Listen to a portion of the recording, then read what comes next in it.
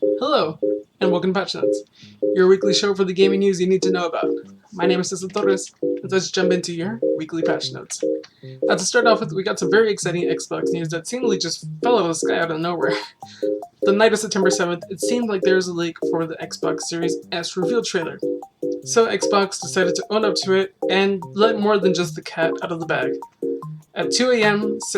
Central Time, September 8th, I was asleep at that point, I didn't see this until the next morning, Xbox confirmed the Series S is real and will cost only $299.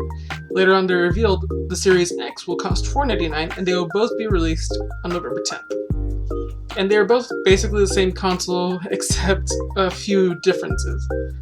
If you want a deeper dive into what each spec means, I would suggest you go somewhere else. I recommend GameRanks. They have a really good video on what teraflops and GPUs mean, especially when comparing the Xbox Series S and the Xbox Series X to each other, what they mean. But basically what I can gather is it's a console without a disk drive, half the storage, and just not as powerful as an Xbox One X.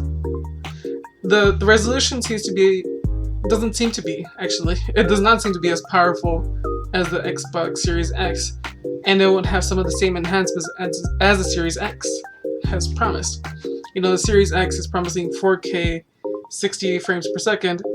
The Series S can only do 1080 at 60 frames per second. That's a bit of a difference, but if you don't really have a 4K TV, which most people don't, if we're being honest, it's not a major difference to you. If anything, the Series S seems like it's a great place to have Game Pass, as long as you're okay with managing your space and deleting different games when you're done with them. Because again, the storage is not on the same level as the Series X, has 1 terabyte. But don't worry, you can buy an external hard drive. It'll just cost about $200, but that's only if you want, obviously. Ultimately, it's up to you which console you want. If you want the best performance, get the Series X. If you don't mind the downgrades, you don't mind the limited storage space, and you want to save $200, then the Series S is your best bet. In other Xbox news, this week they announced that later this year, EA Play will be bundled with Xbox Game Pass Ultimate. What this means is, according to Xbox, the benefits include over 60 new games, exclusive in-game challenges and rewards, and basically everything you get with EA Play, all available on Xbox Game Pass Ultimate, and it can be played on the Xbox series of consoles that have it, so Xbox One and the Xbox Series X, that stuff, as well as PC and Android devices this holiday. And if you have already bought EA Play for the rest of the year, essentially, if you already bought an EA Play membership on your Xbox, don't worry, there's a solution for that. According to Larry Herb, users who bought Xbox Game Pass Ultimate and EA Play purchased through Xbox will have their EA Play membership cancelled, and any time remaining over 50 days will be rounded up and converted to the nearest month of Xbox Game Pass Ultimate at a ratio of 3:1 based on ERP, which seems pretty cool. However, if you bought EA Play outside of Xbox, you might be out of luck. But I guess we'll just have to wait and see how it all shakes out.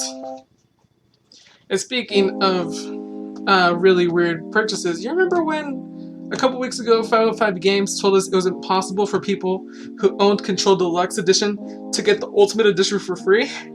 Well, apparently it's not impossible. This week, people that owned Control Deluxe Edition saw that they owned Control Ultimate Edition on their PlayStation 4 store. Then, a couple of hours later, 505 Games revoked that access for the Deluxe Edition owners. Apparently this happened on PS4 and not on Xbox. Either way, this whole situation is really weird. And if you think this has to do more with 505 Games and you're okay with Remedy, then you might like this piece of news. Remedy has signed a deal with Epic Games to let them be the publisher for their next 2 unannounced games, which is pretty exciting, but we'll have to wait and see how that shakes out.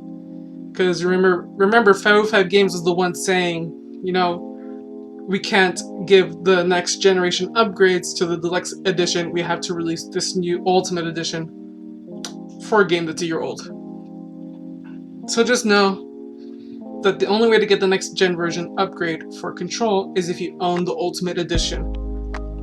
And also a really quick side note, something I missed last week, I guess, is CD Projekt Red announced they're making a next-gen version for The Witcher 3, with visual and technical improvements like ray tracing and speedier loading times. This will be a complete edition and include all DLC and expansions, and you can get the free upgrade on PC, PS5, and Xbox Series X if you own The Witcher 3 on PC, PS4, and Xbox One. That's pretty cool, CD Projekt Red. That's pretty cool. It's a really old game too.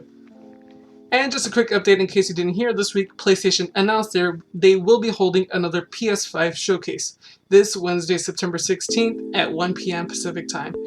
At the last conference, they showed many cool things such as Spider-Man Miles Morales, Bugsnax, Kena Bridge of Spirits, Horizon Zero Dawn 2, as well as the console itself.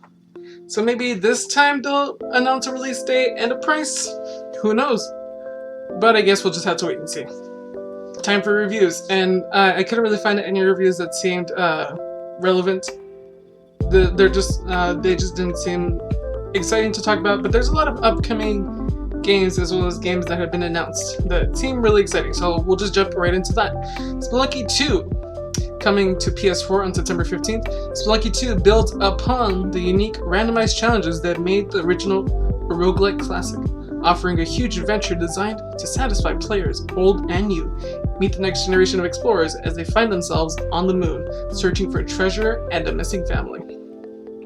Vaporum Lockdown, September 15th, PC. Vaporum Lockdown, a prequel to Vaporum, is a grid-based dungeon crawler RPG in an original steampunk setting inspired by old-school classics of the genre. Follow the story of Ellie Teller, a scientist struggling to survive disastrous events that happen in the Tower of Arx Vaporum. Medieval Dynasties, September 17th, PC. Discover the wide open world of the Middle Ages with all its dangers and mysteries. Hunt and cultivate your land, build your home and expand your village into a flourishing medieval town. Rule and care for your people, and secure your place in history by founding your own dynasty. Pacer, September 17th, PC, PS4, and Xbox One. Pacer is a high-octane anti-gravity racing at its most destructive. Customize your crafts and weapons, then engage in the campaign, a single-player race, or compete against your rivals in explosive online multiplayer for the ultimate combat racing experience. WWE 2K Battlegrounds is coming September 18th to PC, PS4, Xbox One, Switch, and Stadia. The world of WWE is your battleground with all new, over-the-top, in-your-face arcade action as your favorite WWE superstars and legends battle it out in outlandish, interactive environments. Sure. And finally, we got Super Mario 3D All-Stars. Oh, finally. Coming September 18th to Nintendo Switch, play 3 classic games at your home or on the go, all in one package on the Nintendo Switch system. Jump into paintings in Super Mario 64, clean up paint like goop in Super Mario Sunshine, and fly from planet to planet in Super Mario Galaxy. And we got some new dates and announcements, and these were really interesting to me. We got Gears Tactics finally announced coming to console in November 10th to Xbox platforms. Coincidence. Gears Tactics is a fast-paced, turn-based strategy game for one of the most acclaimed video game franchises, Gears of War. Outnumbered and fighting for survival, recruit and command your squad to hunt down an evil mastermind who makes monsters.